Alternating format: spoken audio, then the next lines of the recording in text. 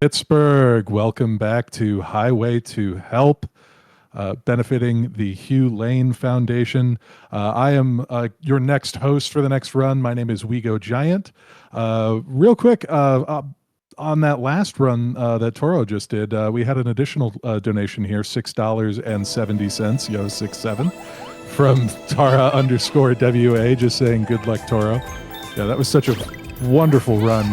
But coming up here momentarily, we are going to have a run from NickRPGreen. He's going to be running Klonoa 2. And just so y'all know, there is about a minute or so left that you can snipe an incentive that we have, a bid war for which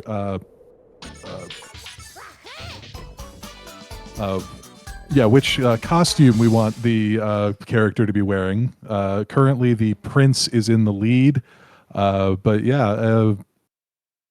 Actually, do we even have time left? You got time until I start the run. Okay, they'll yeah. So yeah, if you have any desire to change that to either Pac-Man or what was the other character's name? Sorry, I didn't have that up. Don-chan. Don-chan, that's right. Yeah.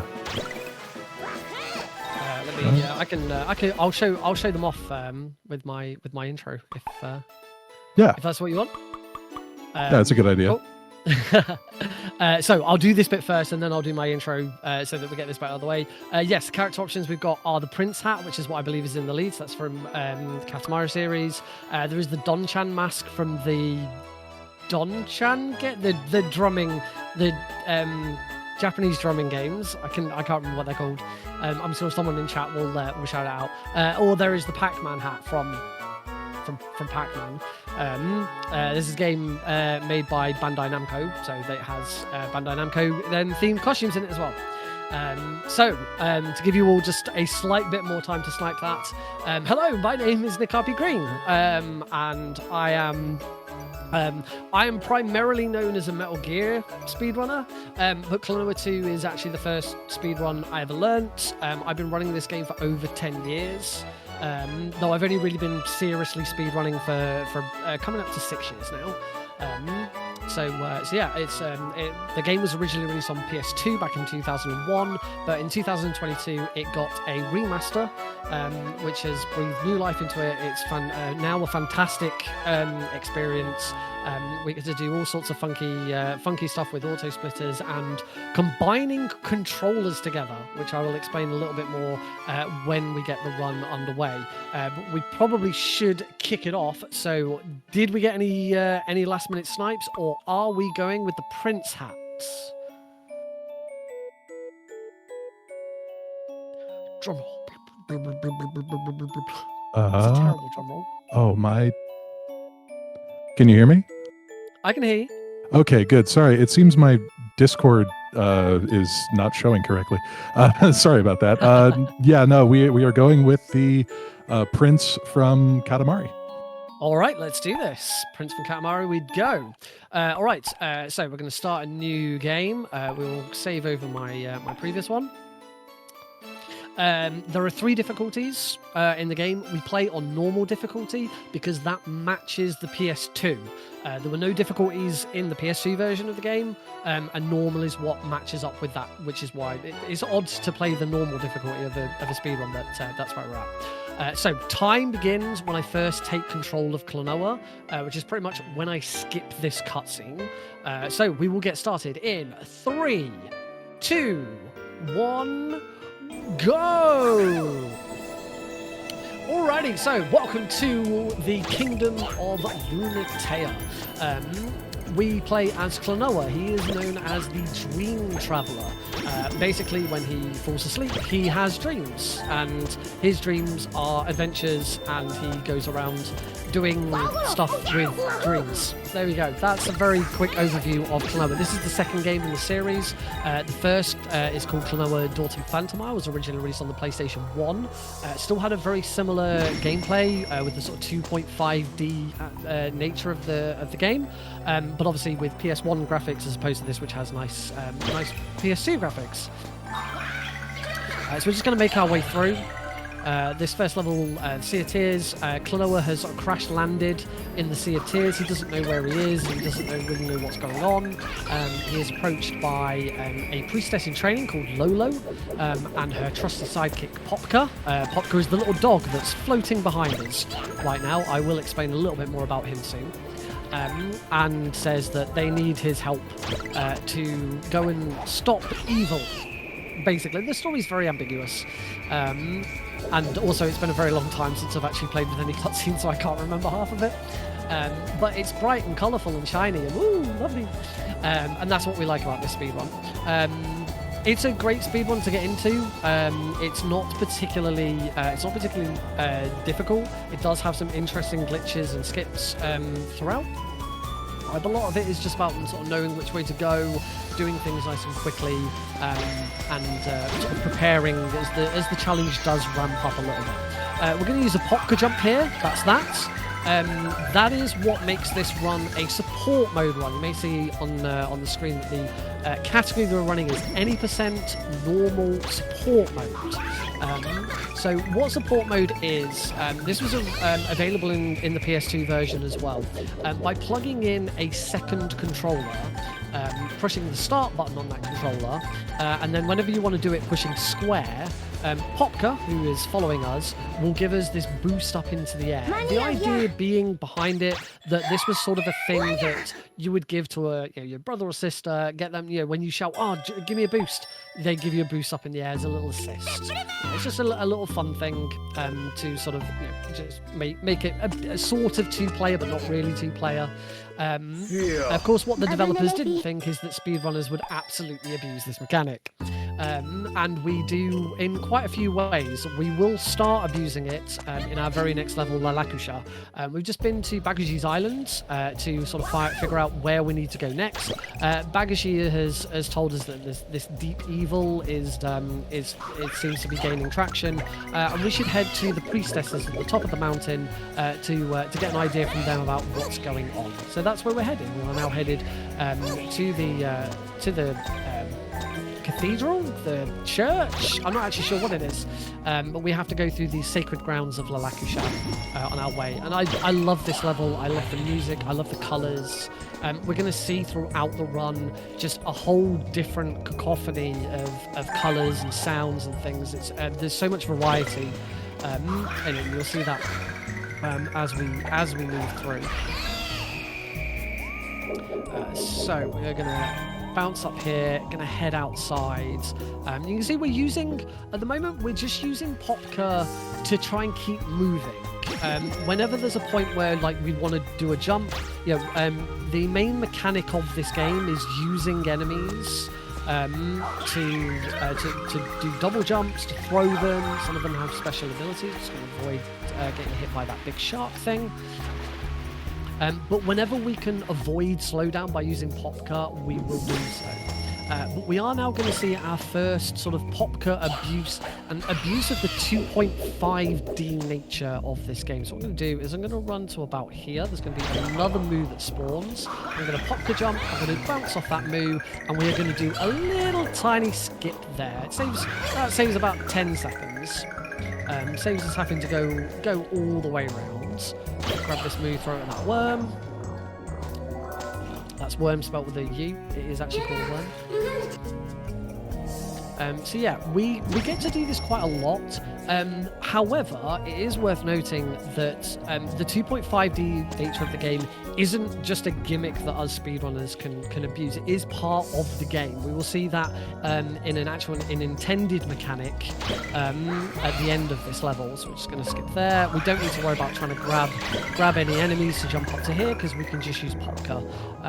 As I say, throughout most of the run, that is what we will use Popka to do. Just avoid certain puzzles and stuff where normally you would need the extra height or an enemy to get up there or something like that.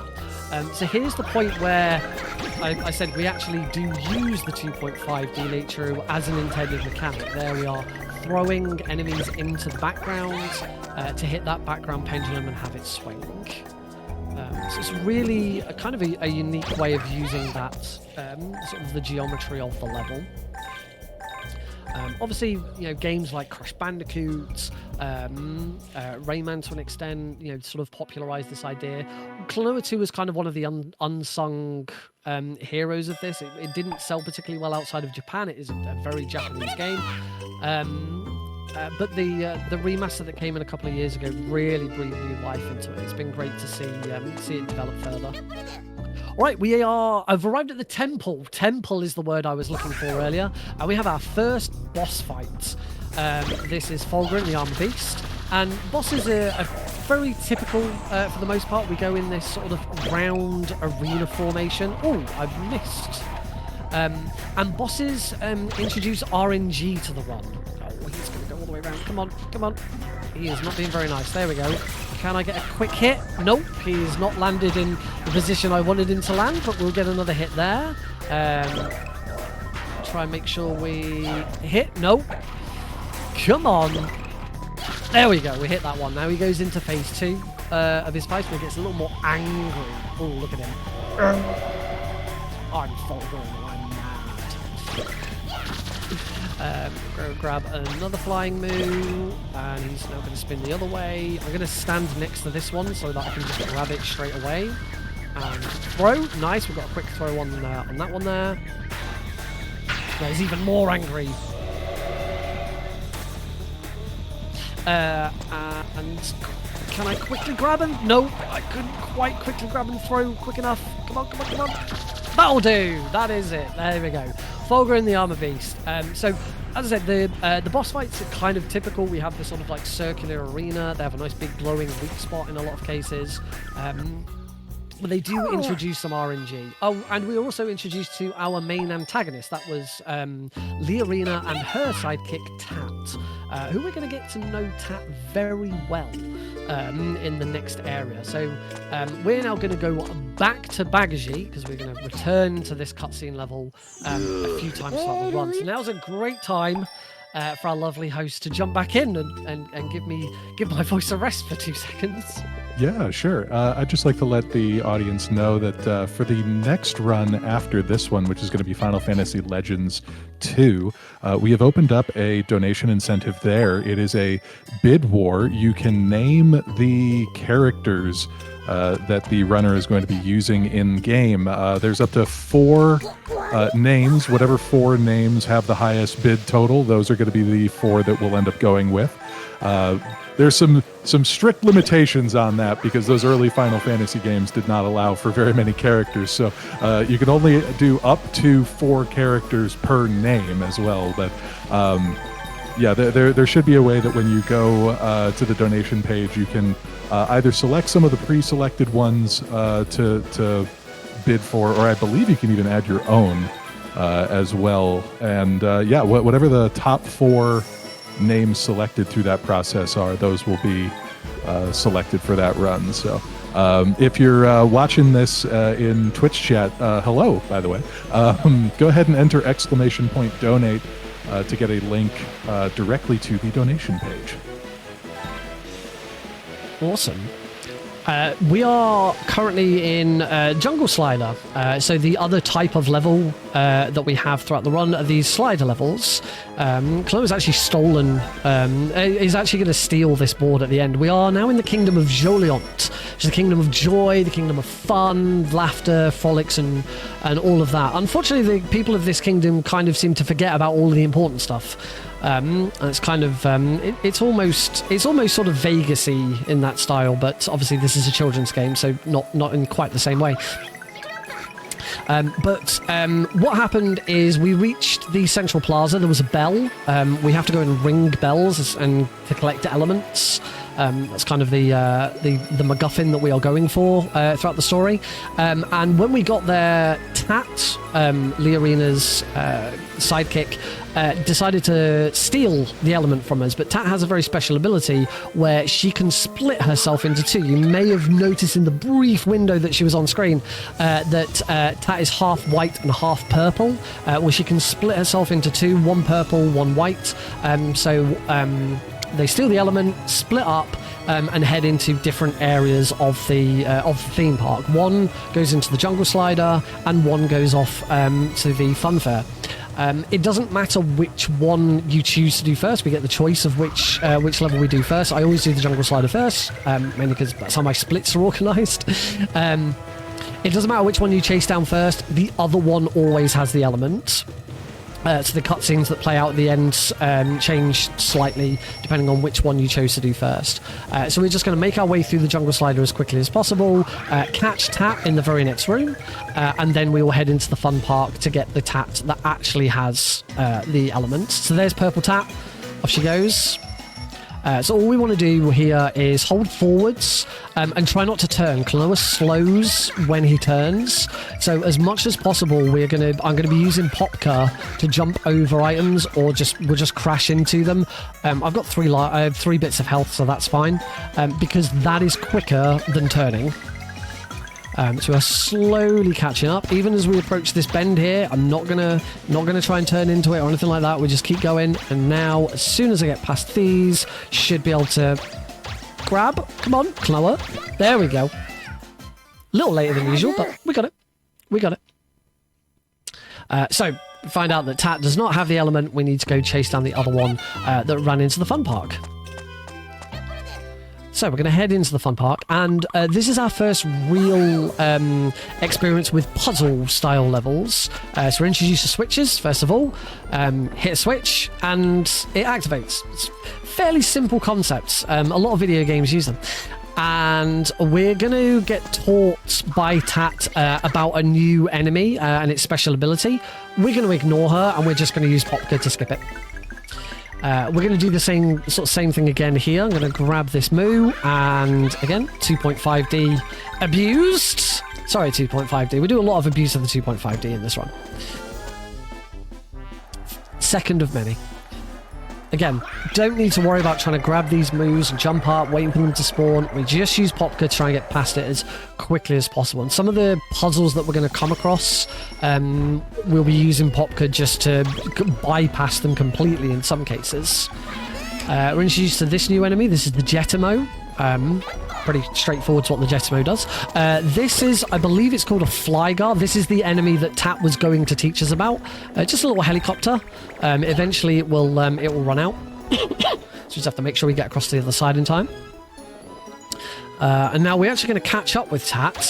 There's this bridge, and Tat thinks that she's being really clever because she's rigged the bridge to blow. I was like, oh, we're going to have to go all the way around, except we don't, because we've got Popka. So Tat actually does us a favour there. Thanks, Tat. She's a good kitty after all.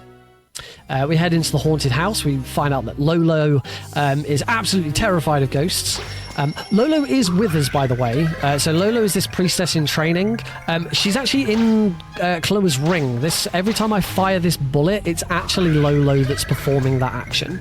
The priestesses here have the ability to go inside rings and fire bullets.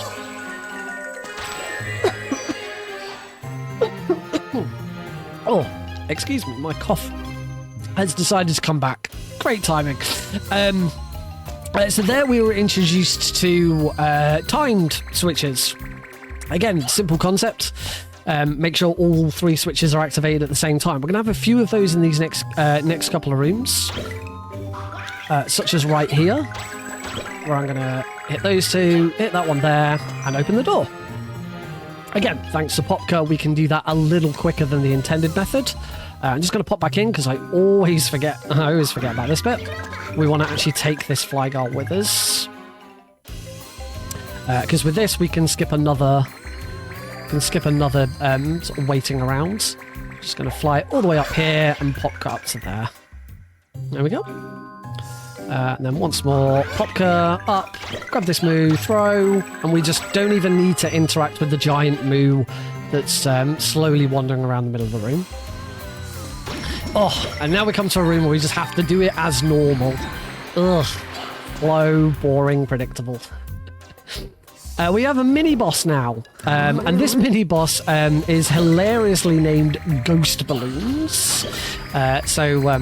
In the PS2 original, these mini-bosses didn't have names. You didn't have the life bar looked very different.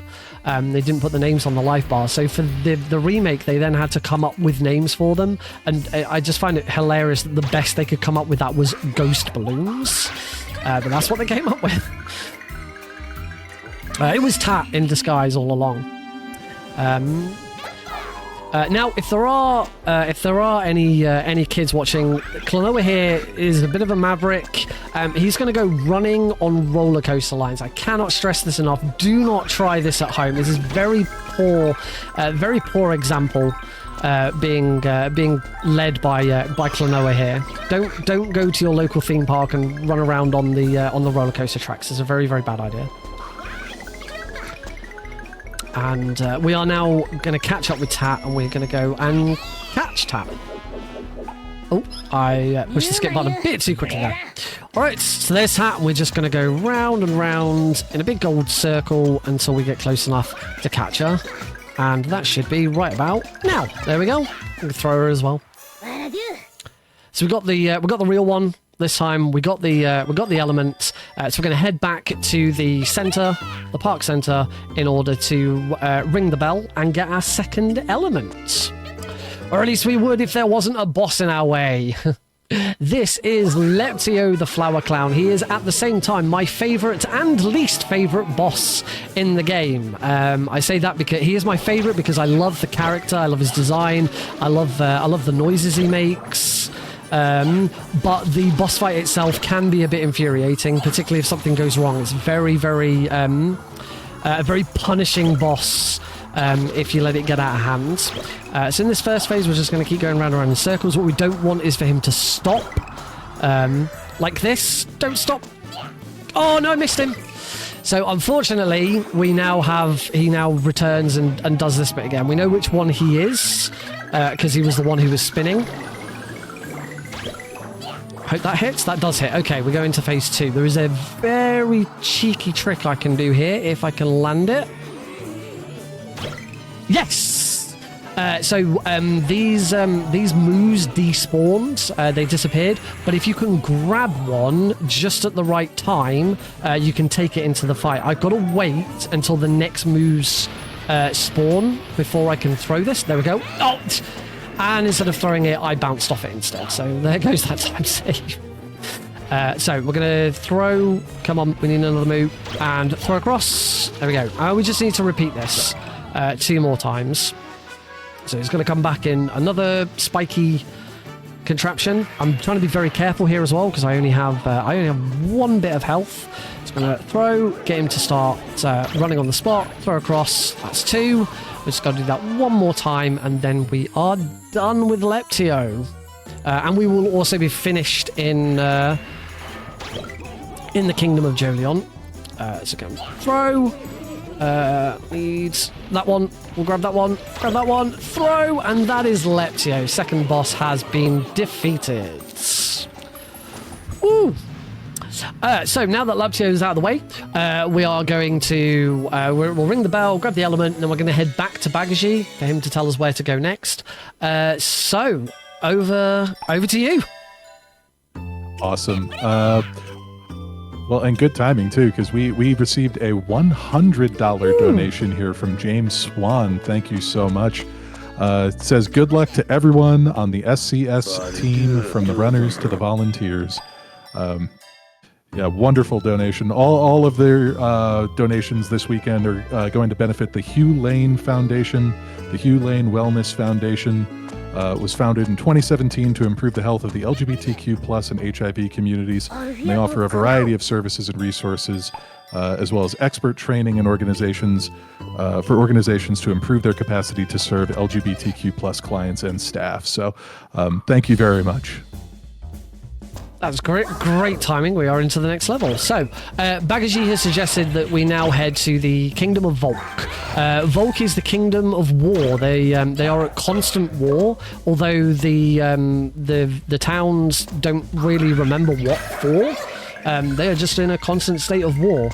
And Volk is a great example of what I was talking about earlier with the variety of designs and colors and vibes. You know, we've just had this really, really bright nightlife, colorful theme park. We now go to this dingy city that is accompanied by this beautiful jazz theme that I absolutely adore. I'm going to let it just play out for just a moment. The music's actually dynamic. As we head out to the street here, you'll hear the music dynamically adapt. It's lovely. It's just lovely. It's one of my favorite pieces of music from this game. Not my favorite. We will come on to that later. So we're going to make our way through Volk again as much as possible, using Popka to try and avoid slowing down at all. And you can see there's a bit of a story going on in the background. It's one of the things that I love. You know, there's always stuff going on in these levels. You can see all the different bits of fighting happening and different enemies that we have to avoid as they declare war, and the bombs in the background. It's wonderful, and to have this remaster in glorious HD, all of the textures were redone, so it really pops off the screen, which is great. Gonna again use Popka here to try and avoid as much slowdown as possible. You may notice I think that might have been the first time that I used Klonoa's little wiggle. He has a little ear wiggle that he does in the air. Oh, we've got a new enemy here. That one is called an Urbil,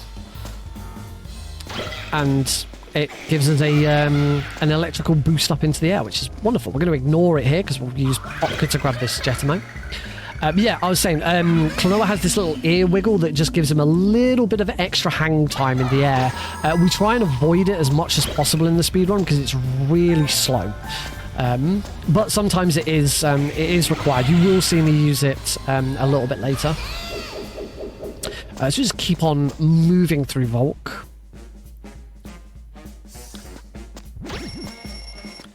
Do you like jazz? Head up onto the roofs. Again, really, really, really bad example that Klonoa is setting for his child audience. You should not run around on rooftops. Very, very bad example. Naughty Klonoa. Stop that. And we're going to do a tiny little skip there, just to avoid us having to jump down and hit another ramp. So, I said at the start of this, I've been running this game now for about 10 years, for a little over 10 years. I actually first started learning it, not because I didn't become a speedrunner. I used to be the social second and the president of the Lancaster University Gaming Society. So I went to Lancaster University.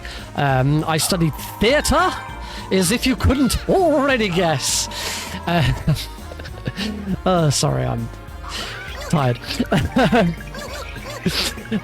But whilst I was president of the society, I set up our first ever 24-hour LAN session. So we would rent out one of the seminar rooms on campus for 24 hours. People would take their computers, their consoles, whatever, and we would just play video games for 24 hours straight. Absolutely fun time. Loved it. And the year after I left university, I went back for one of their lands for a visit to meet see some old friends, and they decided that there was a projector. There was always a projector in the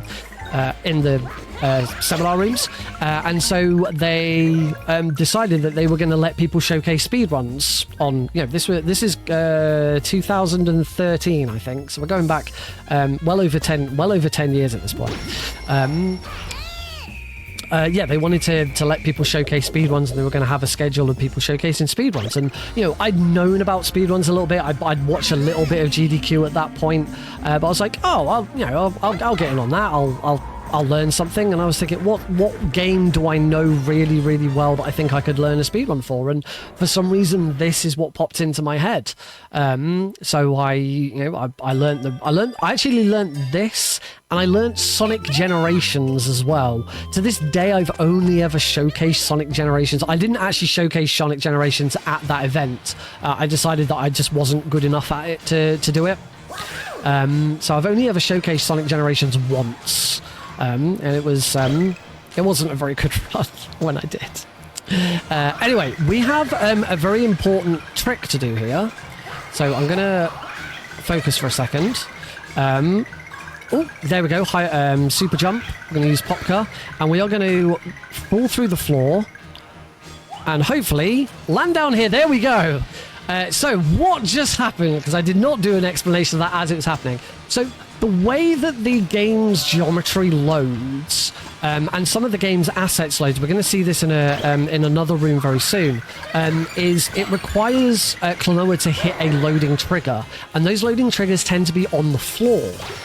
So what we did, we skipped the loading zone trigger, which triggered the geometry of the next section of the room to spawn, and therefore we used Popka to get up. Oh, nice, got that. We used Popka to get up nice and high to avoid it. Oh, I should have waited for that. I'm just gonna quickly read. Oh, well, that's not helpful. Okay, we're just gonna wait. Just gonna have to wait for that thing to explode. That Boomy to explode. We need this Boomy. Right, so we'll try this again. Just going to give it a second. Right, we should be good now. And I'm going to wiggle. So I'm now trying to avoid another loading zone with the bit of floor that we've just crossed over, because there should be a locked door there, where the doorway we've just gone through, there should be a locked door. But again, by avoiding the loading zone trigger on the floor, we stop the door from spawning, and it's quicker than going across the other side, grabbing the key and coming back again. And that's what happened with the geometry. We stopped the geometry from loading in, and therefore we could go through the geometry, through the floor, and the next section of the level is underneath us in the same room, and that's how that bit works. There's not many examples of that throughout the run. In fact, that might be it. I'll think about it. That might be it. We do have another little fun skip coming up very shortly. I believe it's in the next room. The game, you can use the keyboard and the controller at the same time to control Klonoa. I actually have the game thinks my controller is a keyboard, so that I can use both player 1 and player 2's controllers at the same time. And so by sort of nudging both the D-pad and the analog stick at the same time, I'm able to bypass that little bit there. Well, you shouldn't be able to take a move through that smaller gap. You're supposed to go to the left and keep bouncing up and down on the bricks, go get another move, bounce on the next brick, and so on and so forth. But we can use both the analog stick and the D-pad at the same time, sort of wiggle our way through and get to the other side. So we're now on this little auto platformer. What I was saying about my controllers, I said at the start, when on the PS2 you'd plug in a second controller in order to use Popka, give yourself a boost up in the air. And before this remaster came out, that is exactly what I had to do. I used to do this run during some of my own charity streams and things. It was always like my 3 a.m. run, because it was nice and it keep me awake and keep me going. But I would be holding my controller like this, a second controller sat underneath, and I'd like have to try and push it with my little finger as the run progressed. After an hour and 45 minutes of that, cramp does start to sort of kick in a little bit. We've got our next mini boss. This is the Super Tat bot, which I always like to think is slightly named after Super Tazbot, but I have no proof of that. That's just a suggestion. We just need to hit one. That'll do. Just need to hit one more. Done. So since the remaster came along and it's now on PC, we can use controller remapping software. I use a piece of software called WeGoGiant to basically tell the game that my entire controller is a keyboard, except for a couple of other buttons, which are still a controller, and that becomes player 2. And then I also trick it into thinking that one key on my keyboard is a controller, so that it considers that virtual controller player 1. It's very complicated, but it works. It took a little bit of time getting it all set up, but at least I do not have to try and hold 2 controllers at once anymore. I don't think since the remaster came out I've gone back to the PS2 version, just mainly because of that. Also, the loading times in this version are way better than the PlayStation 2 version, which is very handy. We are in the final room of the underground factory. I should probably explain what we're even doing in the underground factory. What are we doing in Volk? I've never explained it. We went to City Hall where the bell is, and found that Liarina got there first, and she's got some sort of machine set up that is seemingly trying to replicate Klonoa's ring. So we decided the best way of stopping her is to go to the 2 power plants in the city. One is at the other end of the city, we went to first, and the other is in the underground factory. Turn off the power, and that will shut down Liarina's machine. So that's what we've just done. We've now shut down both machines, so we can head back to the town hall, ring the bell, and get out of here.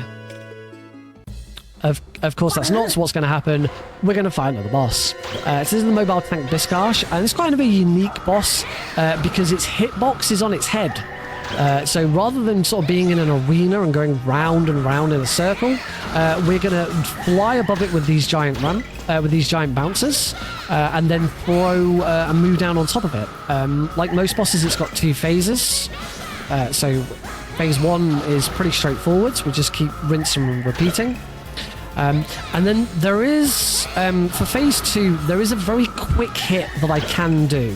I'm not very good at it. I used to be alright at it, and I missed it. You can, somehow, I can't remember exactly how the timing works, you can throw a moo across into the foreground and hit him. I've got one more attempt at it, so I will give it one more try. No, oh, that was way too late. So just wait for him to pop over. There we go, and hit. Oh, he's gone over there. So just make sure they're not in the way. Right, I'm not gonna slow this fight down any further. I'm just gonna get the last hit normally, and done. Mobile tank Biscash has been defeated. So we now have access to the ring. Sorry, not the ring. The ring's gone. Liarina's already taken it. We go ring the bell and grab the element. Unfortunately, you may notice on the map there, just above this level, what looks like a big nuclear power plant cooling chimney. Yeah, turning off all of the power isn't necessarily the safest thing to do. So the whole city is about to go into meltdown. As you can see, we've returned to the Volk City level, but now everything's on fire. So we are going to have to run back through Volk City again. The level is slightly different because, as I say, everything's on fire, and there is a new mechanic that has been introduced to the level, so it's slightly different from before. And we need to go and turn back on one of the switches that we turned off to make sure that the entire city doesn't go into a complete meltdown. Children's game! We're going to ignore the mechanics here and going to use Popka to get just a little bit of extra speed on rather than waiting for the platform to move. There's Popka there. So for the most part, this level is going to feel very similar to the first time we did it, but there will be one thing in particular that makes it stand out from the previous one. It's quite subtle, the difference between this and the original. So when it comes in, I'm not going to say anything. I'm going to see if our lovely audience can spot it. As I say, it is quite subtle, so keep your eyes out. I'm not doing anything to make this not obvious that this is a joke, am I? So yeah, we're just going to continue to run through the level exactly the same way as before. Yeah, just as I say, there's just one slightly subtle difference from the first time round. I need to concentrate on grabbing that so I didn't fall to a fiery death. Whee! There we go. So, as is plainly obvious, we are now being chased by the mobile tank Biscash that we apparently defeated, but we haven't defeated it. It is still after us. It is a... Oh, I nearly forgot. I did forget to jump. Luckily, I recovered there. Haven't had a death yet, which is nice. Volk's usually the place where I get my first death during a run, so fingers crossed. I've just jinxed it, but fingers crossed we'll be okay. We're going to bounce up here. You can use a combination of Popka and jumping to try and avoid to just take some damage, but I wasn't on full health, so I wouldn't have been able to do it anyway. I don't like doing it because I don't do it very well. I'll get hit by the Jetamo there. Up we go. There are other subtle differences. Like when we came here the first time, there was an Urbil that we had to break through a block here. That block's now gone, has been replaced by whirlwinds instead. So it's not a one-to-one recreation of the original level. There are subtle differences, and the game is going to do this a few times. Actually, this is not the first level that we've done that we are going to return to and have it work slightly differently. The first two levels that we did, the first being the Sea of Tears, we will return to that. Lalakasha, we will return to that. And there is one more level later on that we will return to a second time. It's another one on the roof. We're being chased once again by the mobile tank Biscash. And we're not really, because we have our speedrun tricks and our tools, we are never in any danger of being hit by it. In fact, so much that there's a slight graphical error as we move into this next section. We should actually see the tank flying around in the background as it tries to reach us, and you can see there's some fire there. That fire is actually coming from the laser of the tank, but because we're much further ahead of it than is intended, the fire is there before the tank appears. I'm not going to risk that extra jump there. We will take the bounce pad. But yeah, to be honest, from here on now with this level, we are just going to now run through this level up until the end, very similar to the original. So now be a great time to jump in with any more messages. Yeah, I was just thinking to myself, like, there's actually a lot of games that feature a sequence where you're being chased by some sort of a robot. So, chat, if you're listening, go ahead and send in a donation with your favorite robot chase sequence in a video game. I've got some donation comments here as well. We received $5 from Anonymous. Whoever you are, thank you so much for your donation to the Hugh Lane Foundation. We've also got some well wishes for some folks wishing people happy birthday. We have $5 here from Matrimony saying, "Happy birthday, Deg. Now you are in Final Fantasy," which I believe means that donation went to naming one of the characters for the Final Fantasy run after this, Deg. We also received $10 from Alex Moffat saying, "Happy birthday, Anthony." Oh, happy birthday. All right, that is the end of Volk. We are now going to leave Volk. We reached the terminal in time, turned on the power, and meltdown disaster is now over. We are going to go back to Bagaji, who will give us instructions on where to go next. He is going to tell us to go to the Kingdom of Mirror Mirror. This is a snowy region. You probably see the snowy region on the map, so you've got an idea of where we're going next. To get there, we have to cross a very, very large lake, and we are going to do so by boarding Ishra's Ark. Ishra's Ark it's one of the longest levels in the game. It's a lovely level, very, very puzzle heavy, but it also contains the biggest skip of the run. So what we're going to do is bypass a couple of these. Oh, super bounce, which actually a super bounce there isn't overly fantastic. I never explained the super bounce the first time round. These green trampolines that we have, in order to bounce effectively off of them, you have to hit the jump button as you sort of bounce away from it. And both in the original PlayStation 2 version and in this version, the game has 2 inputs for jump and 2 inputs for shoot. So for me, X and circle are both jump, square and triangle are both shoot.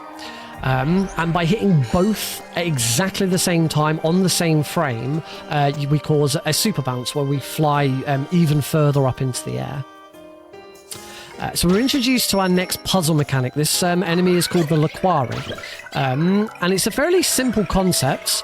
You throw at an enemy and it turns yellow. You throw at a second enemy and it turns blue. You throw at a third enemy and it turns red. And that is the mechanic. You will see there's these gems, and in order to get past them, that's a very tight jump. I'm glad I got that first try. In order to get past them, we have to throw the correct coloured Laquari at them. It seems like a very simple idea, but it will get more complicated as we go through the game. But here we are at the big skip. So I'm going to wait 1, 2, and then we're going to use Popka Jump. We're going to take damage abuse off this. I don't think I've landed it. Nope. It's always harder on the first try because when we respawn, the enemy's in a slightly different location. And I want to land back on that. Come on.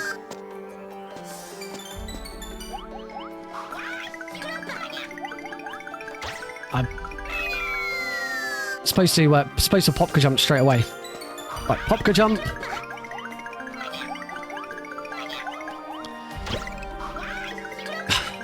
So what we're trying to do, as you probably guessed, what I'm trying to do is I'm trying to get that. There we go. Nice. So by having the Moo on hand here, and I accidentally put Popka away. Oh dear.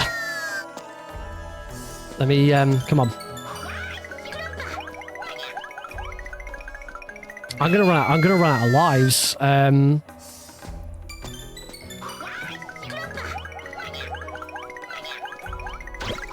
There we go. Right, come on, don't mess up the second part of this. The second part of this is the easy bit. There we go. So by a combination of taking damage abuse and using Popka in that way, we can get up to this ledge a lot quicker than intended. Hit that switch and we move on to the second section. Phew, it's been a very long time since it's taken me that many attempts to get that trick down, so I'm glad I finally got it. So what we've done there is we've skipped the first engine. Our objective here is to switch on a bunch of engines. And to do that, we will go into the engine room, we will power the engine, and then we hit a switch to activate it. We can actually skip the second engine. Now, this is a fairly new trick that I've learned. So I'm going to try a couple of times. But there is a very good chance I'm not going to land this. You can displace Klonoa's position just as he's about to land.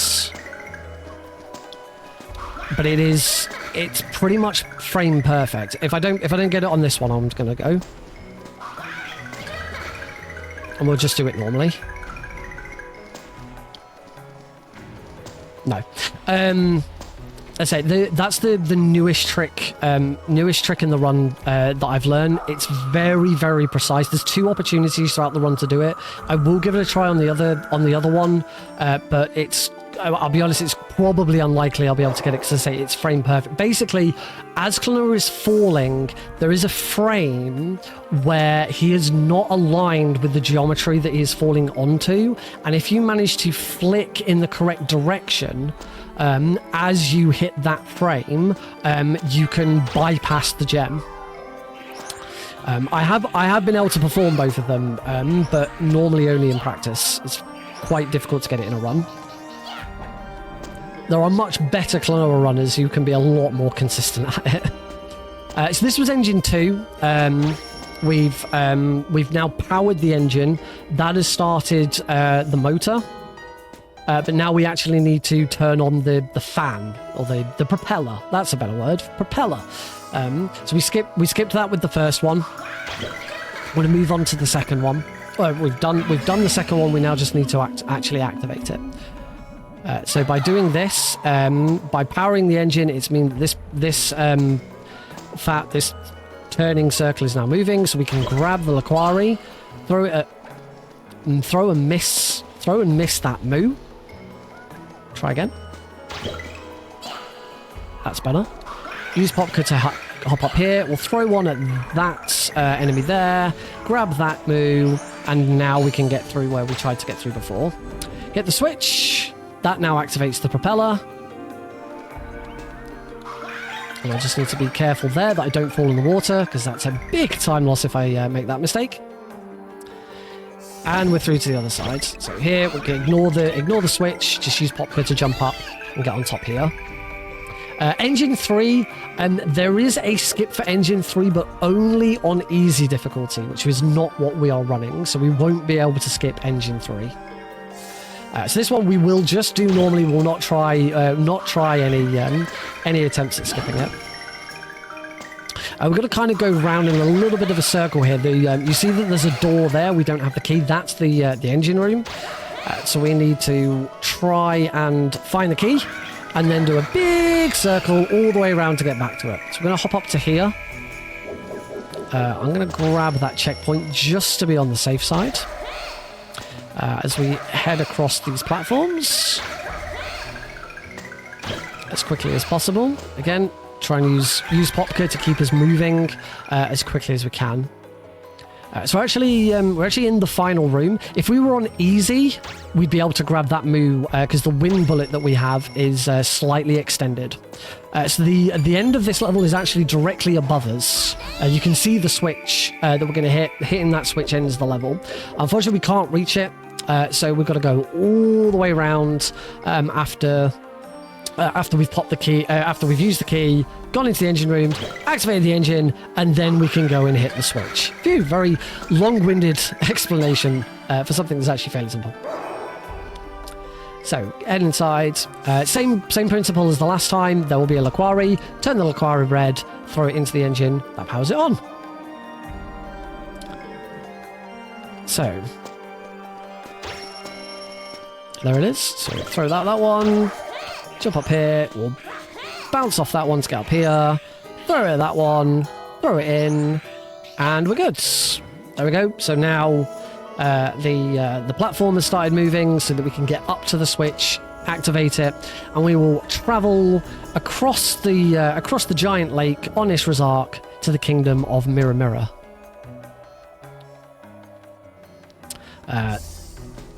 Although now that the engine has been activated, it has activated some other machinery. So, for example, that conveyor belt is now moving. It wasn't moving before. And when we go into this next room with the platforms, you'll now see that the platforms are moving. Again, just to be on the safe side, I am going to grab that checkpoint.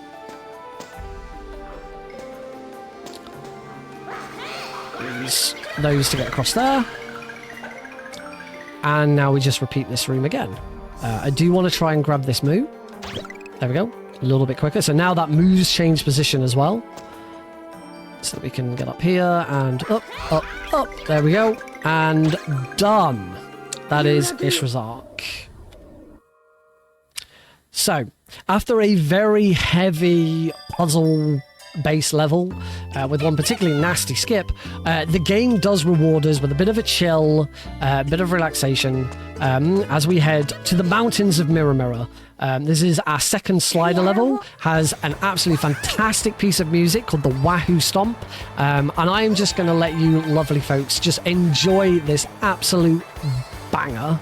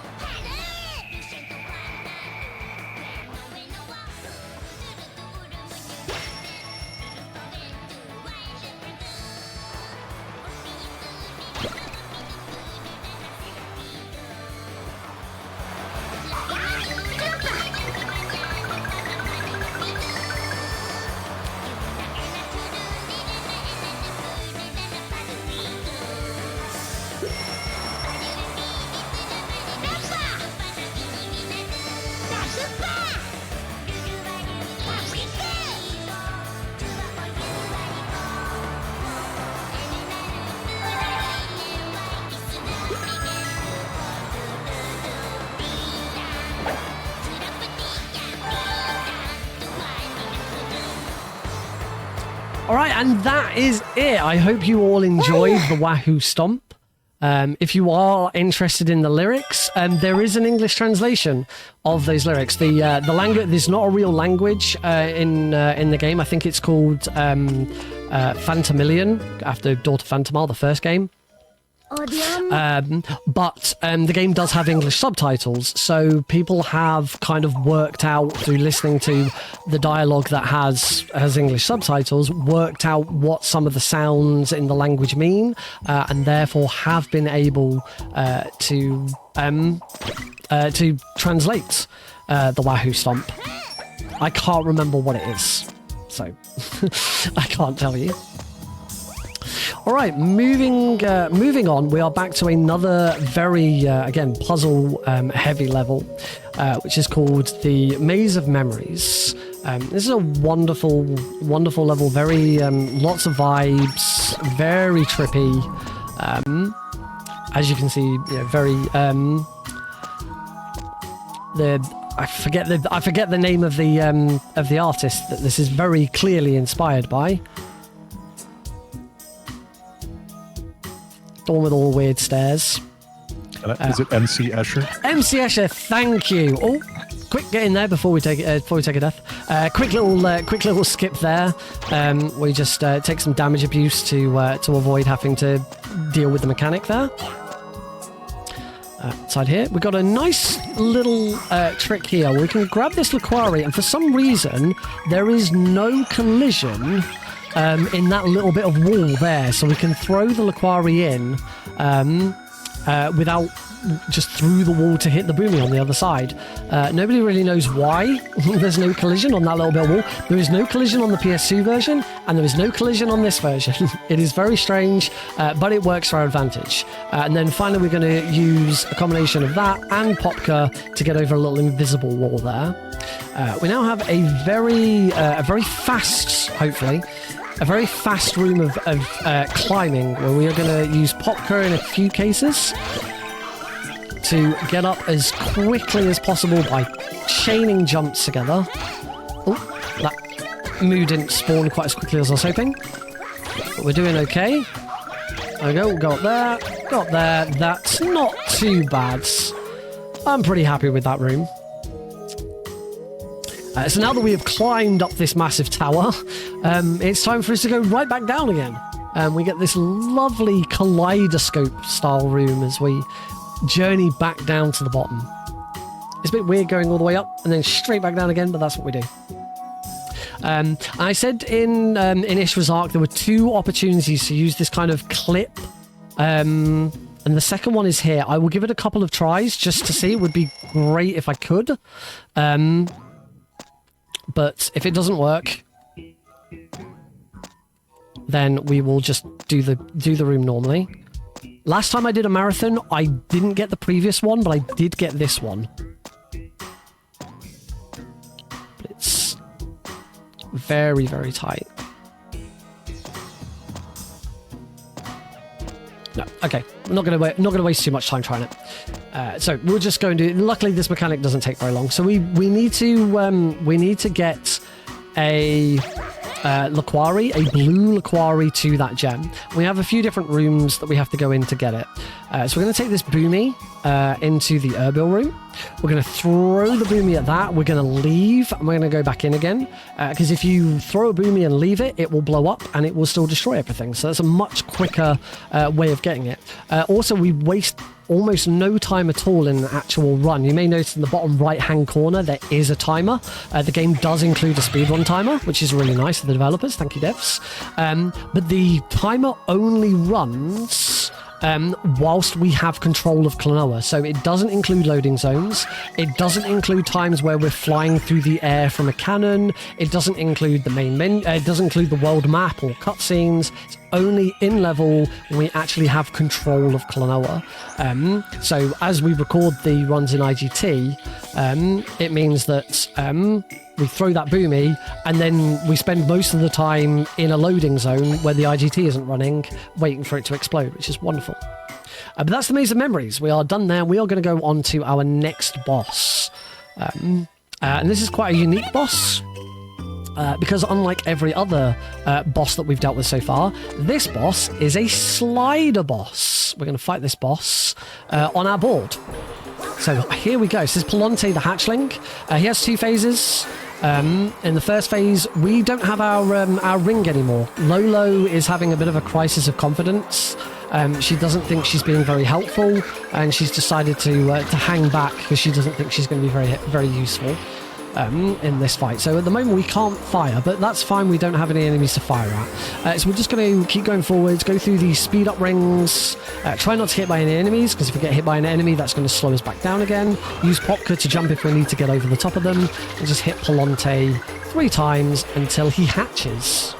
And then in phase 2, we will fight the hatchling. Let's go use Popka to jump over there, because it's a little bit quicker. That's 2, 1 more. And in this next phase, in the second phase, what's going to happen is the exact same thing's going to happen, but when we reach Polonte, instead of just bumping into him, he's going to spawn a bunch of enemies, and we're going to have to throw the enemies back at him. Now, ideally, we want to hit him with every single enemy that he throws at us. If we can do every enemy in one go, we will end the fight there and then. If I don't manage to get every enemy, and there is some RNG with their placement, we will have to do a second phase. So here's hoping. Nice. That is a 1-phase Polonte. Finally got something that actually catches us up some time. Awesome. As I say, the RNG of exactly where the moves are placed there as they fly towards you is random. So it can be a little tricky if like one's all the way over on one side and one's all the way on the other side. The RNG was actually quite nice to me there. I was very pleased with that. But I mentioned a lot earlier in the run that the reason I learned this speedrun was to showcase it when I went back to my old university, because they were putting speedruns on the projector. Throughout all of my practice learning this game the very first time, I could never get that done. Could never do it in a single run. If you miss one, you slow right back down, and you just have to go down the corridor, grab the rings again, and do the rinse and repeat. The very first time I got it right was during that run at my university, and it was amazing. It was like the first time I'd ever really done a proper speedrun trick properly to a live audience. It was a wonderful feeling. Absolutely loved it. So we're now back at La Lakusha, and what's happened here? You can see that everything's sort of gone a bit dark. Whoops. Oh, that was not a tactical death, so I could cough. Just a little quick there with Popka respawning. I'll quickly run that back. So once we defeated Polonte, Liarina had gotten to the bell before us, and she rang the bell. Now, Lolo gets very confused by this, because only a priestess should be able to ring the bell, and Liarina's not a priestess. Even Lolo is a priestess in training, but as a priestess in training, she can ring the bells. But Liarina's not a priestess. She shouldn't be able to ring the bells, right? There's a pretty obvious answer as to this, and we are going back to the priestesses in the temple to find out what's going on. But because Liarina's heart is filled with evil and bad thoughts, it sort of has an effect on the surroundings. So everything's gone kind of dark and mysterious. The rooms that we're in now have kind of a weird aura to them that is. Basically, Klonoa is drowning. You'll see that there's a meter in the top right. It's basically an oxygen gauge for Klonoa. He doesn't like being in those rooms. Oh, I want to try and grab that moon. Lovely. Because we actually have our first intended death of the run here. So what I'm going to do here is I'm going to ignore that. There is another clock over on the other side. So I'm going to hit that clock. I'm going to go outside. And I'm going to take our first deliberate death. I wish it was our first death. But it's our first deliberate death, because we're now going to respawn on the other side of the room. And that's another puzzle skipped. Once again, we can use the 2.5D to skip up that platform, same way we did the first time round. Here we just need this Aquari. to come with us so that we can get past this worm. There we go. And here we just keep on moving forward. So we're going to go to the priestesses to try and find out what's going on. If you haven't guessed already, what they're going to reveal across 5 cutscenes it takes to reveal what's going on. Luckily, we get to skip them. They will reveal to us that Liarina was once a priestess in training herself. But she grew tired of the limitations of being held back, and out of frustration she left the temple and sort of went on this crusade. Oh, whilst I'm here, just to be on the safe side, I'm going to grab those 2 extra health. Oh, 2 extra health, 2 extra lives, because that might come in handy. I'm going to grab this moo, hop on over to here. Again, destroy another tower with the pendulum, just the 1 this time. There are some of these springs here. In this room, you should never do a super bounce on those springs. If you do, you will get pushed through the ceiling. You'll be trapped up there, and the only way of getting out is to keep going backwards far enough till you hit the loading zone to go back a room, which is a bit weird. So there you go. Liarina was once a priestess in training. So she now has the 4 elements, and she wants to ring the bell back at the in the Sea of Tears. So we are going to attempt to stop her. So we're finished. Finished with Noxious Lalakasha. I'm going to head back to the sea. It's the very first level that we did. We're going to go back. And this kind of has a very similar mechanic. With sort of the essentially it's an oxygen bar, but it's very dark. It's now the Dark Sea of Tears. A very inventive name, I know. And what happens here is if we don't keep recharging our light by these little halo creatures, the darkness will attack us. Is probably the best way of explaining it. We do have a nice funky trick, another skip here. The bridge has been destroyed. We would normally have to go all the way round, but we have a skip that we can do here. Hopefully, if I've got it right. Nice, first try.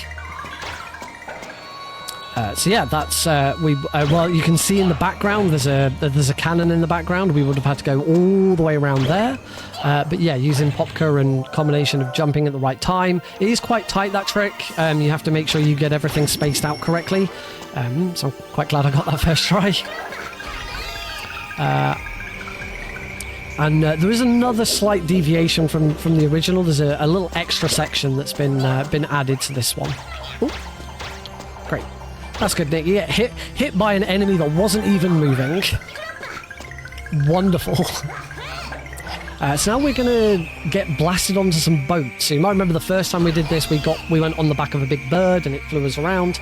But this time we get on these little boats that have suddenly turned up. I'm not quite sure why they're here, but they presumably belong to Liarina. We don't know. Make our way past. So as long as we're fast, we won't get hit by any of the flames there. Oh, didn't quite think I had the right grip on that piece. Then we'll go into back into the cavern. We're at full health, which is nice. We can do another quick little skip here, where rather than try and kill these enemies, we just damage abuse through them, which is lovely. We'll ignore that lum and just go straight across. Oh. And then this is a wonderful room because there is a helicopter here, and we can just ignore the room. We can just fly straight over the top. Don't even need Popka. Just fly straight over the top and we're done. Lovely, that one. That's not even a speedrun trick. Now we're going to head across to the other side, back down the slope, and encounter Liarina, who's at the bell. Unfortunately, we saw it. This is the thing that doesn't really make sense about this level. We're trying to get here to stop her from ringing the bell. In the previous cutscene, we saw that she was already there. She's had about 5 minutes. to ring the bell, but she chooses to wait till the very last moment for us to be there to ring the bell. So she rings the bell, and this opens up a new kingdom, the Lost Kingdom of Sorrow, which we are now going to have to journey through. So she drains the Sea of Tears, and the very first level that we are going to do is called the Empty Sea of Tears. This is our penultimate slider level. And the thing I've talked previously about the music and the visuals and stuff, and I love this piece of music. This actual motif that you're about to hear, I'll let it play out so you can hear the motif. That is actually Klonoa's theme. That is Klonoa's theme. And for me, I've always felt, again, particularly because I've done these for, I used to do my own 24-hour charity streams every year, where I played games and did speedruns for 24 hours. I don't do them anymore because I'm a dad now and I cannot stay up for 24 hours straight.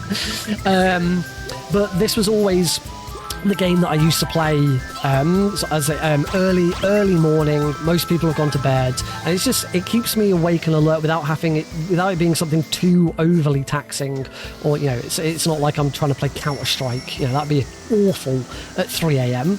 Whereas this is just nice and gentle. It doesn't matter too much if I make mistakes because it's just a fun speed run.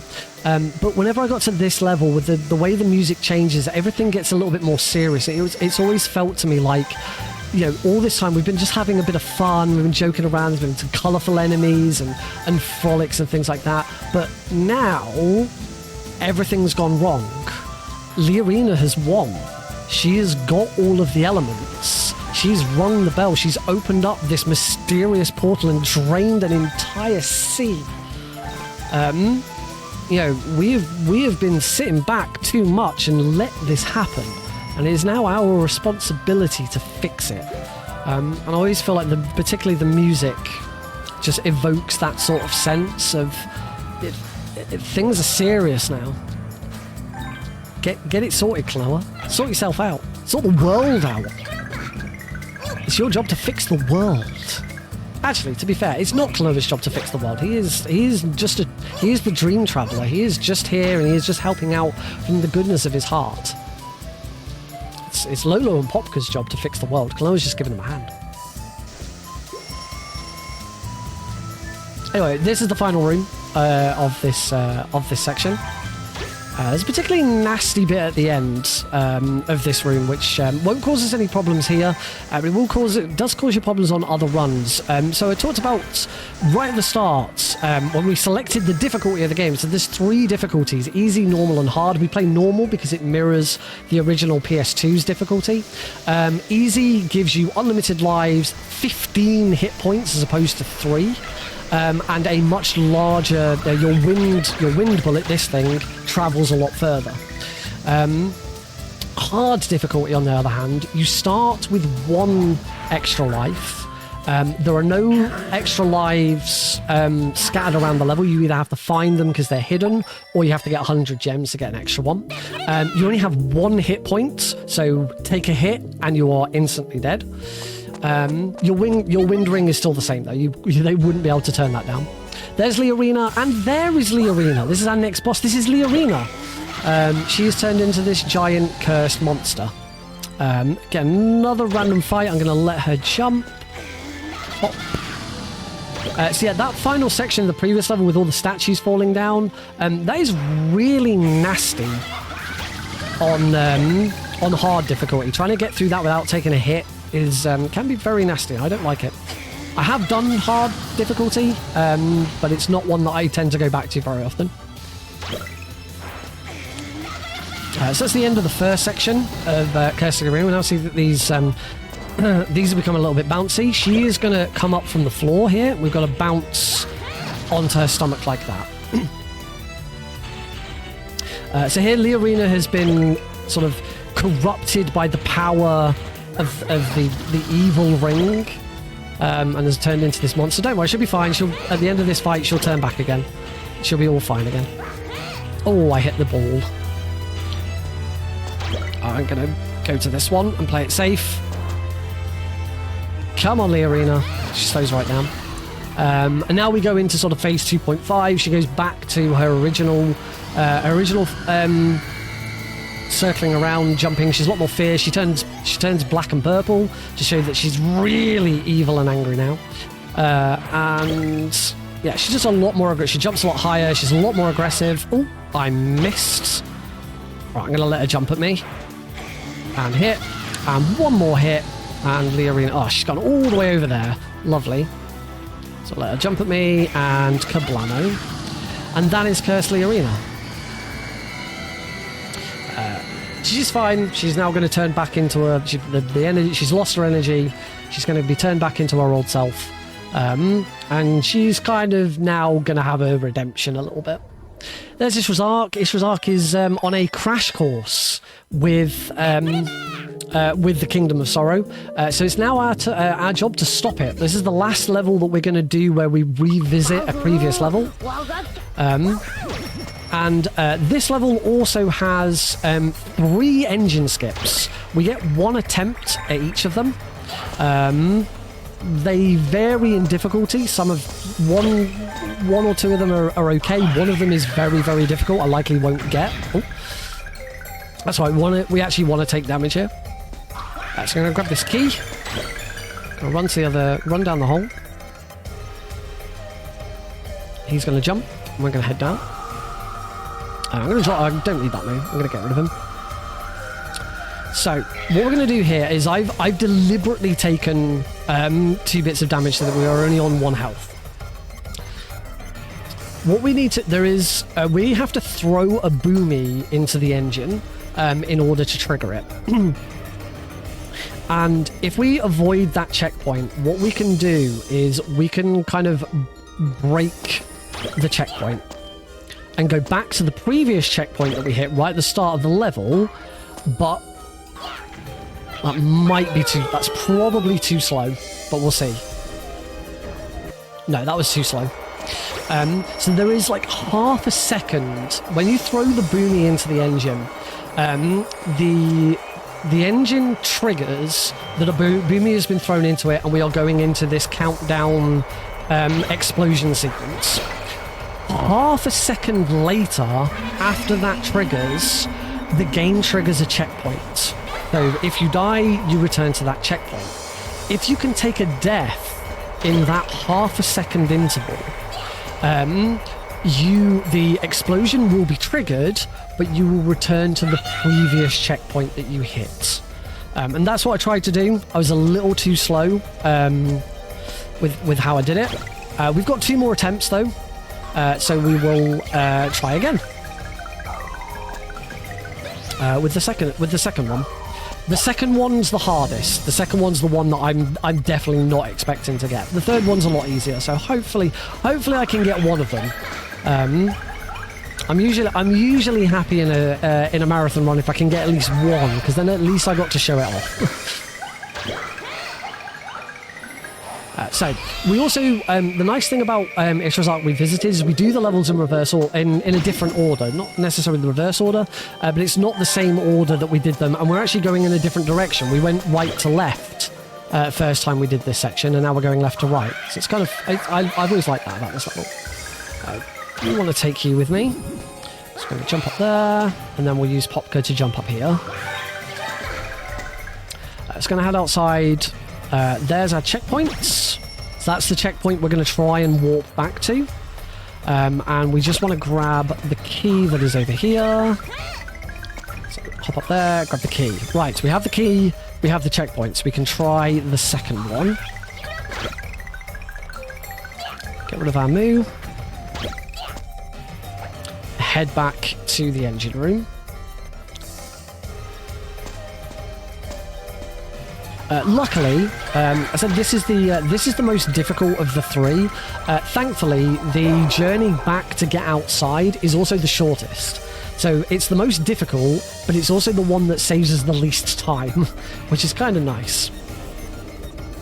I'd probably say the first one is the easiest, and also saves us the most time. And I hit the checkpoint, so we're not gonna walk back. I'm just going to go straight back because I stupidly hit the checkpoint because I wasn't thinking. It's all right. I was almost certainly not going to get that one. I cannot remember.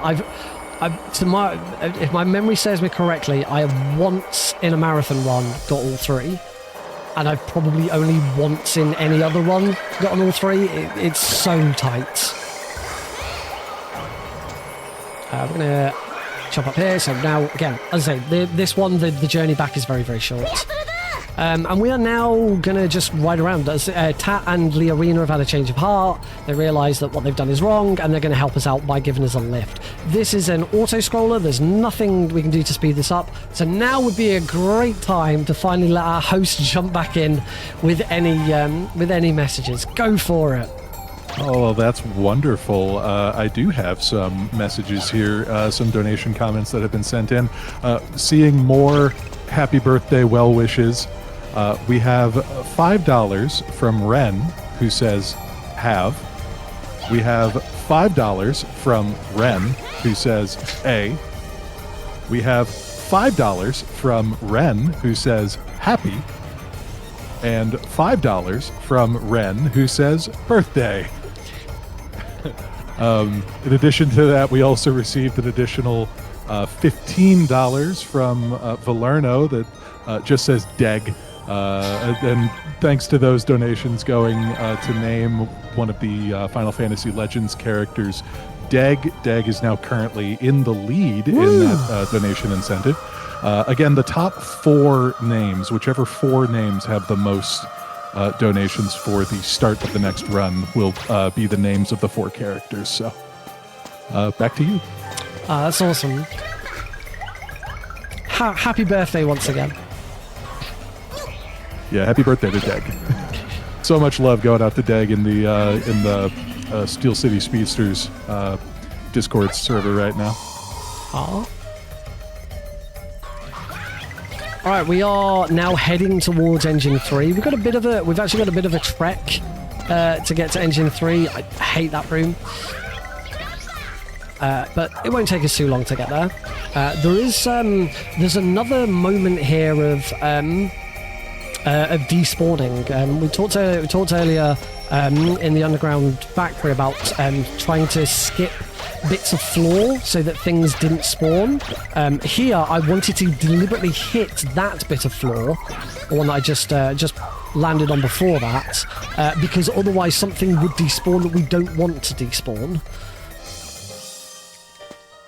So in this next bit of puzzle, there's going to be a spiker. That spiker doesn't spawn if you don't hit that bit of floor.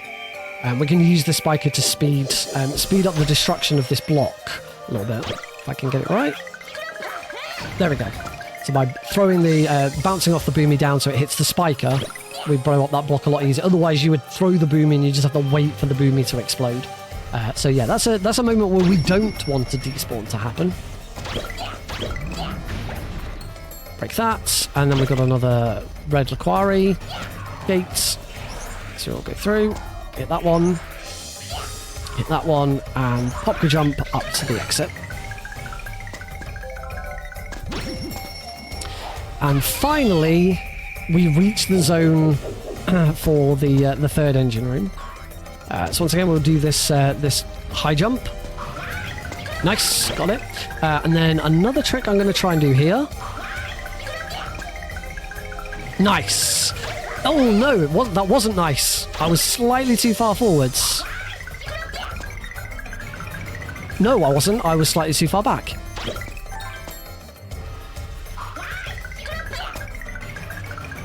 Nope.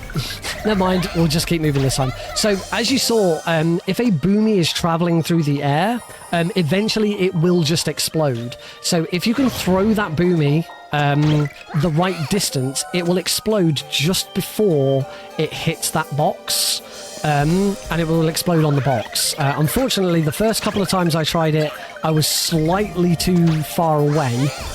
And then the last time I tried it, I was too close. So couldn't do it anyway. That's the checkpoint that we're going to try and walk back to with this third engine skip. So here's hoping I can at least get this one. I do recall the last time I did a marathon run, I only got this one. So fingers crossed, I can do it now. So we need to take some damage. I need to be on 1 health, 1 hit point.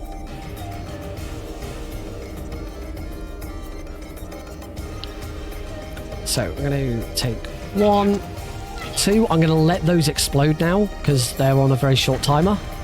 And I will get the next one.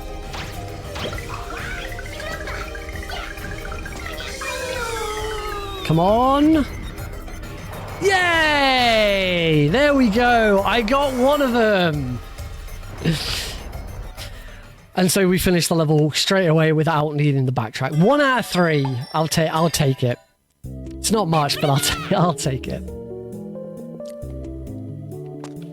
All right, so we now enter the Kingdom of Sorrow. We enter the level, the Kingdom of Sorrow. This is the last traditional platforming level of the game. After this level, we have got 1 slider level, and then we've got the final boss. So we are closing in on the end. And once again, I've talked a couple of times in this about the 24-hour streams that I used to do. And I said though I would do this run at sort of 3, 4 o'clock in the morning. Everyone else has gone to bed. There may be I may have 1 friend still up watching. And at this point, I'm tired. I'm really wanting to take a nap. But this level, and again, the music, I love talking about the music. The music, it just has this kind of just keep going sort of sense to it. It's got a plod. The music has this kind of plodness to it, which for me it always kind of felt like it was just telling me you're nearly done. You're nearly at the end. Just keep on going. You're nearly finished. These days, because of the improved loading times of the remaster, the real-time run of this is significantly shorter. It used to be over 2 hours on the PS2, so it was a lot longer having to stick this out. So it is a much nicer run to do these days. But it's still this level still gives me that sort of sense of nostalgia for those older times. My hand was hurting because I was having to try and do 2 controllers at the same time. And it's just that eagerness to just keep going. You're nearly finished. Soon you'll be able to have a nap. Lovely. Sadly for me, that is not the case today. For those who don't know me, I am, as well as I do help out Still City Speedsters. You may have seen the rotating image in the bottom left-hand corner. One of those that comes up says STUK. That is the marathon package that I've designed and built, which Still City Speedsters uses, and I help them out with it. So I do that. I've written some auto splitters. I helped develop the auto splitter for this version of the game.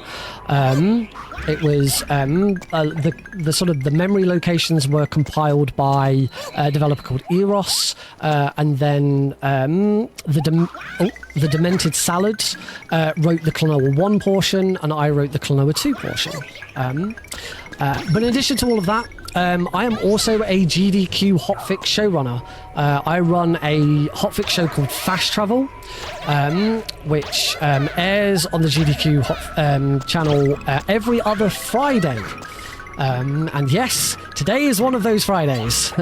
The show focuses on showcasing runners from around the world. Different regions of the world. So we had an episode about the UK. We've had episodes about Canada.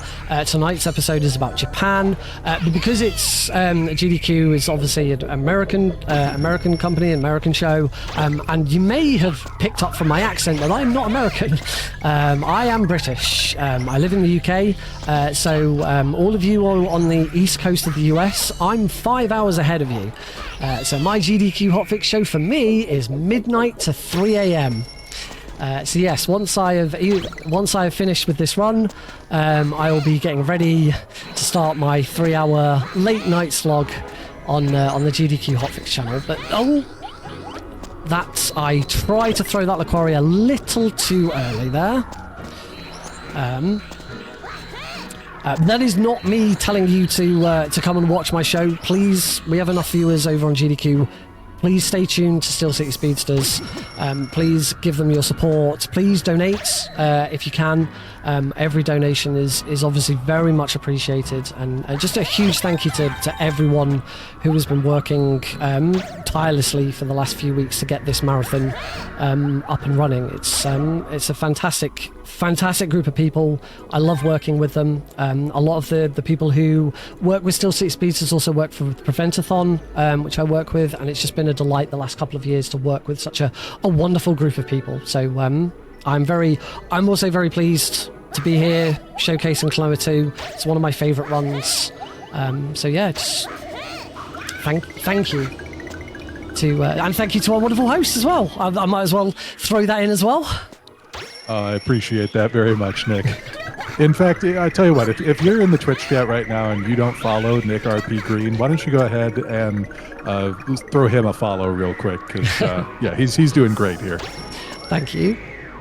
We've got a couple of skips in the last couple of rooms. One of them's fairly tight. I've gotten a lot better at it over the last year or so. So hopefully I can land that one pretty well. The other one is just really cool.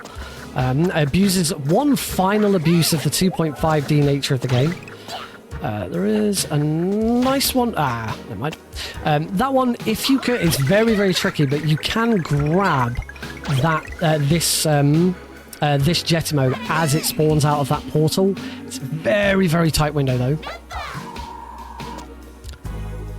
We've still got a little bit of a way to go through some of these rooms though. We'll ignore those. We now get these golden helicopters. They just last a lot longer, so we can go a lot higher with them. Here's the really cool one. This is a pop color exclusive trick. So we're going to deliberately take damage. 1, 2, 3. And use the momentum of bouncing off the bottom lum to the top lum to then give us the height we need to use Popka and jump across up to the next level. That saves a huge amount of time. It's lovely. And then not straight away. We've got one more room yet. I was about to say we have our final room and the final skip, but we don't just yet. Just gonna grab that.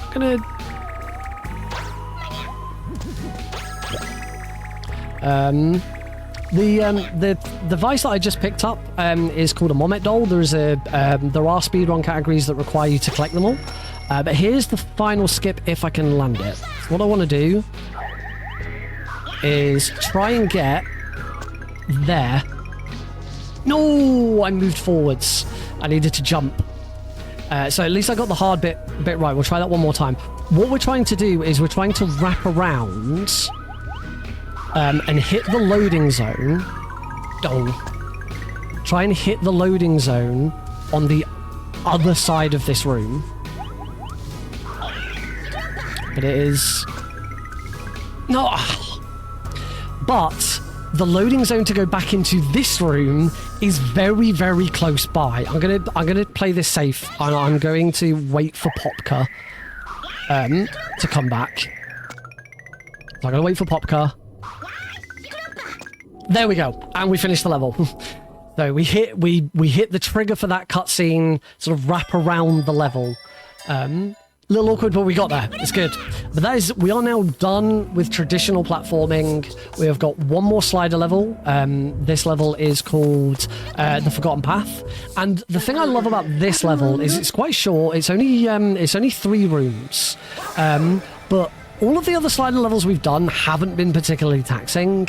And this one, this can have some very narrow paths. Some quite tricky jumps, and it's kind of the game teasing you a little bit, because it's kind of going, you had lots of fun with those other slider levels. You're like, yeah, I'm on a snowboard, I'm on a surfboard, this is really cool. But were you actually trying to play well? Because now we're going to throw this really horrible slider level at you, where if you didn't really practice and think what you were doing, this one's going to throw you for one. Obviously, I've been playing this for 10 years. This isn't going to cause me any problems. But for the casual player, it is a bit of a wake-up call to say, you know, are you actually good at the game or not? A bit like with the previous level, the Kingdom of Sorrow, it really does throw like every puzzle element at you. We now have this big spinny room where we just have to make sure we don't fall off. And in this room, we're not allowed to use Popka. You've noticed that the Popka symbol in the bottom right-hand corner is grayed out. We don't tend to use Popka that much in slider levels. He doesn't really help. Except for this one and the previous one where you can fall off the edge. It's nice to have that safety net. So if you do slightly fall off, you can quickly use Popka to get back up again. And this is the one room where we do not have that luxury. We have to be very careful. But we got through. We're okay. Those won't hurt me. Their geometry is a bit weird. And now we're in the final room. Where we are going to have a very, very tight corridor. I'm always holding up or forwards because Klonoa does go slightly faster when we are holding forwards. And even across these very narrow halls, we want to do the same. Took me quite a while to get confident enough when I was first learning this to constantly hold up in this level. You get there eventually. So last little bit. We do still have the Popka safety net should we need it. Last little narrow bit. Around that corner. There. No! The Popka safety net wasn't enough. Wasn't quite quick enough to recover. And see, even after all this time, I can still drop the ball slightly. There we go. Luckily, not a very far back checkpoint. But that's it. We are done with all of the levels. We now move on to the final boss. Every kingdom has to have a king. And we are going to fight the King of Sorrow. King of Sorrow is split into two different sections. The first section is a slider boss against this thing. There is no explanation in the game as to what is going on here. That is not the King of Sorrow. That is some sort of mechanical thing. We have no idea what it is. The cutscene before it does not explain it. Klonoa meets the King of Sorrow. He does like a white flash, and then we turn up here with no explanation. I've always assumed it's some sort of security robot. That is my best guess of what this is. Other than that, I couldn't tell you. But the second portion of this fight is we will fight the King of Sorrow proper, in a proper classic circular arena. We'll go around the outside to defeat him. One more hit on our mysterious friend here. There we go. That's the end of the first section. And in the second section, as with most other bosses, there are two phases to this second section as well. So he's going to be in this big shield. We need to break every spot on the shield. Once we've broken them all, he will spawn a couple more. He will move around faster, and time will be when I land the hit on the final one. So not just yet. We're going to hit this one more time, and then we'll go into phase 2. So he recharges. He's now only going to spawn 2, but they are going to be a lot faster and a lot more deadly. So yeah, I want to say 6 hits, but I could be wrong. So it's going to turn around. 2, 3 hits on the last one. So that's 1, 2, and time. There we go. That is Klonoa 2 Lunatea's Veil. Throughout the entire, through all the cutscenes and stuff, Klonoa has been hearing this voice constantly, this mysterious voice saying, "Help me." and we discover that it was the King of Sorrow himself asking Klonoa for help, because the King of Sorrow is sad that everyone's forgotten to be sad. They've forgotten about sorrow, and it is an important emotion that we all must carry. We all go through grief. We all go through moments where things happen to us that that we need to be sorrowful for. And it is important to grieve those moments. And that's kind of the message that Klonoa leaves us with at the end. But I hope you've enjoyed this one. Thank you very much for joining. And please continue to support the channel, continue to support Highway to Help, and obviously, good luck to all of the runners who are going to come after me. As I said, my name's NickRPGreen. You can find me twitch.tv/NickRPGreen, or you can search for NickRPGreen on various social medias and websites and things like that, and you will find me. You probably won't find me running this very often. I'm currently learning Metal Gear Solid 5: The Phantom Pain. I am doing some other practice on Lord of the Rings: Two Towers and James Bond 007 Everything or Nothing for some other marathon runs that I've got coming up this year. So I hope you've enjoyed it. Thank you very much for having me on the stream, and I will let our wonderful host see this run out. Wonderful. Thank you so much, Nick, for that amazing Klonoa 2 Lunatea's Veil run. Yeah, we got a couple more donations here that I'd love to read out for you all. We had $25.01 from Ellipsis that says, "Good luck, Foxy." Foxy, of course, is the runner for our next run, Final Fantasy Legends 2. We also received $50 from Yells Rayek that says, "Let's go, SCS crew. So excited for a fun weekend of speed runs for a great cause. Also, happy birthday. I want to be in the party with you." So just to give an update on the bid war for the names for Final Fantasy Legend 2 coming up right after this. Currently in the lead is Deg with $45.01. Shortly behind it is Yells with $49.99. In third place right now, we have ... in Ellipsis with $25.01. And in fourth place at the moment, we have a tie between Bus and SCS. So if you want to break that tie, or perhaps maybe push one of the other contenders over the edge, you've got a few minutes left before we are going to get ready for the Final Fantasy Legend 2 run coming up after this by Foxy. That has been my first shift